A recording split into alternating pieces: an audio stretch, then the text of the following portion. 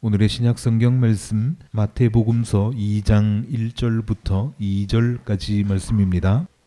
헤롯 왕 때에 예수께서 유대 베들레헴에서 나셨다. 그런데 동방으로부터 박사들이 예루살렘에 와서 말하였다. 유대인의 왕으로 나신 이가 어디에 계십니까? 우리가 동방에서 그의 별을 보고 그에게 경배하러 왔습니다. 아멘.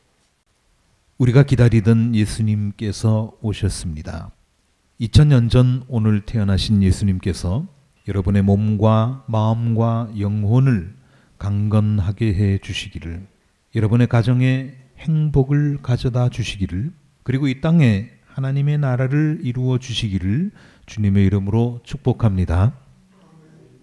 예수님의 탄생을 가장 먼저 알았던 사람들, 예수님의 어머니 빼고 외부 인사들 중에 예수님의 탄생을 가장 먼저 알았던 사람들이 누구일까요? 흔히 들에서 양을 치던 목자들이 가장 먼저 알고 달려왔다, 그렇게 알고 있습니다만은 사실은 그보다 먼저 알았던 사람들은 동방의 박사들이었습니다. 성경에서 말하는 동방이 어디인지는 모르지만 박사들이 베들레헴으로 오기까지는 적어도 열흘 정도, 조금 길면 한 달 정도는 걸렸을 것입니다. 목자들보다 그만큼 먼저 알았다는 말이죠. 무엇을 통해서 알았을까요? 별을 보고 알았습니다. 그래서 오늘은 별 이야기를 잠깐 하려고 합니다. 지구 밖에서 지구를 보면 정말 아름답다고 합니다. 저는 아직 못 봤기 때문에 말로만 들었습니다만은 지구의 모습을 지구 밖에서 가장 먼저 최초로 보았던 사람은 가가린이라고 하는 사람입니다. 소련의, 지금은 러시아지만 옛날에는 소비에트 연방 소련이라고 했죠. 소련의 우주선 보스토크가 지구의 둘레를 돌기 시작했던 1961년의 일이었습니다. 가가린 소령은 그 우주선의 외로운 탑승자였습니다.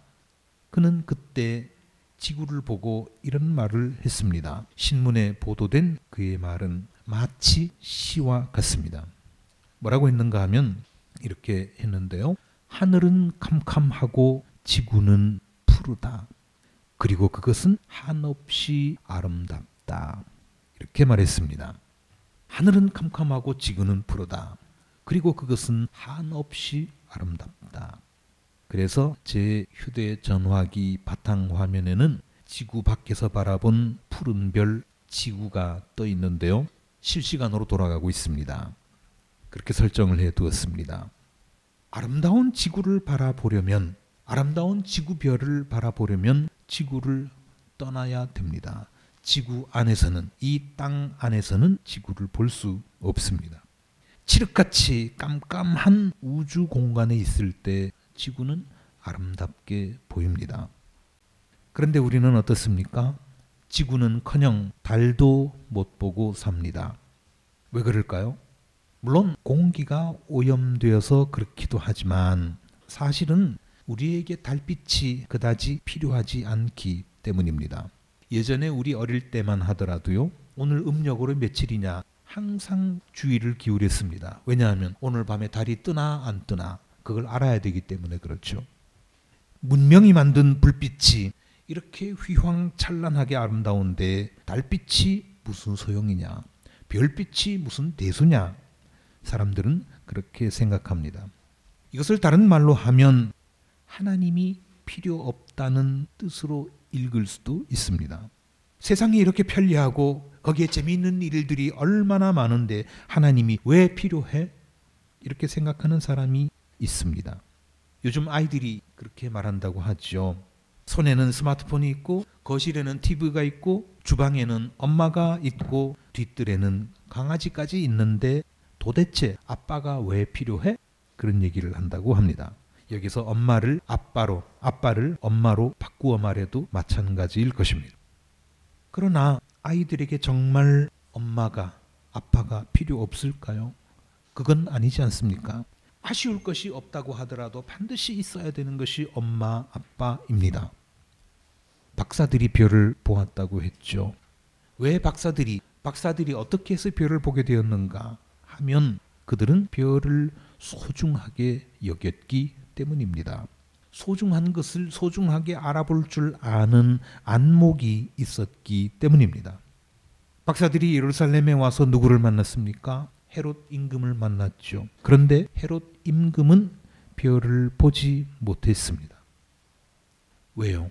예루살렘에는 그 별이 안 떴을까요? 그런 건 아니었을 겁니다. 예루살렘에서 멀리 떨어진 변방에서 보였던 별이 왕궁에 사는 헤롯에게는 보이지 않았습니다. 별은 있었지만 보이지 않았습니다. 박사들은 이 세상을 변화시킬, 이 세상을 뒤집어 엎을 분을 애타게 기다렸지만 헤롯은 그런 분이 오시는 것을 두려워했습니다. 그러고 보면 예수님을 상징하는 구원의 별빛은 권력을 가진 사람이나 돈을 많이 가진 사람의 눈에는 보이지 않는 것 같습니다.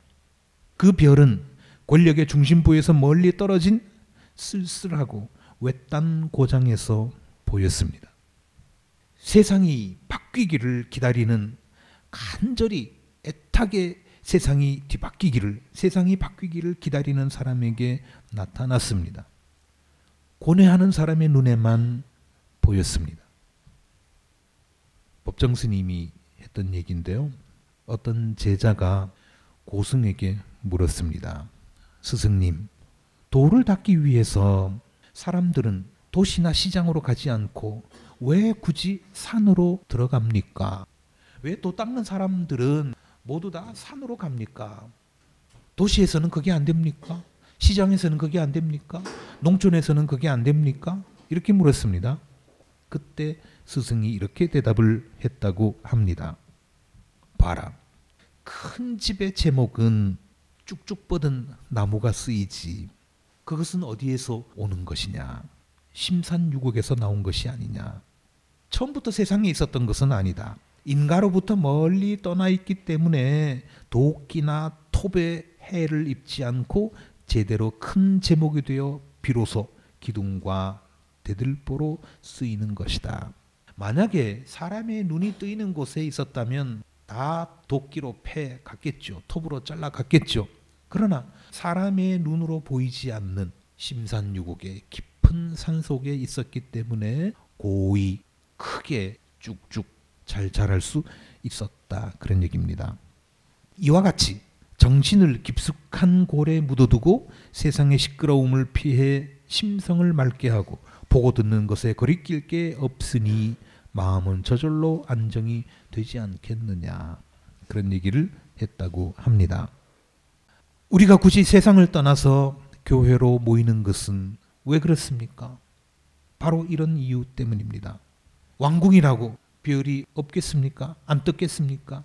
도시라고 해서 별이 안 떴겠습니까? 다 떴겠죠. 하나님도 그렇습니다. 번쩍번쩍하는 백화점에도 하나님이 계시고 시끌벅적한 술집에도 하나님이 계십니다. 그러나 그런 곳에서는 하나님을 만나기가 지극히 어렵습니다. 도시의 불빛 가운데서 별을 볼 수 없는 것과 같은 이치입니다. 아까 우리 찬송을 불렀죠. 고요한 밤, 거룩한 밤, 어둠에 묻힌 밤. 고요한 밤, 거룩한 밤, 어둠에 묻힌 밤. 그런 곳에서 아기 예수님의 탄생을 알리는 별을 볼 수 있었습니다. 아무쪼록 언제나 조용한 곳에서, 캄캄한 곳에서, 고뇌가 가득한 곳에서 예수님을 만나는 저와 여러분이 되시기를 주님의 이름으로 기원합니다.